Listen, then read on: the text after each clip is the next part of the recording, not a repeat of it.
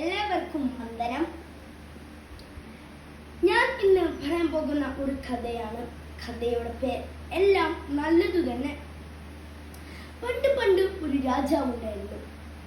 ഈ രാജാവിന് ബുദ്ധിമാനായ ഒരു മന്ത്രി ഉണ്ടായിരുന്നു. രാജാവിന് നായക്ക് ഇഷ്ടമുള്ള ഒരു വിനോദമായിരുന്നു.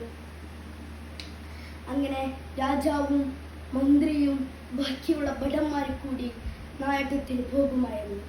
അങ്ങനെ ഒരു ദിവസം പോകുന്ന വഴി ഒരു അപകടം പറ്റി. രാജാവിന്റെ കൈ മുറിഞ്ഞ് ചോര വരാൻ തുടങ്ങി. ഇത് കണ്ട് മന്ത്രി പറഞ്ഞു, അത് നല്ലത് തന്നെ. ഇത് കേട്ടപ്പോൾ രാജാവ് ദേഷ്യം വന്നു. രാജാവ് പറഞ്ഞു, എന്റെ കൈ മുറിഞ്ഞ് ചോര വീഴുമ്പോഴാണോ അത് നല്ലത് തന്നെ എന്ന് പറയുന്നത്? ഈ മന്ത്രിയെ ചില്ലിലിട്ടടക്കൂ. ഉടൻ ഭടന്മാരോട് ആജ്ഞാപിച്ചു.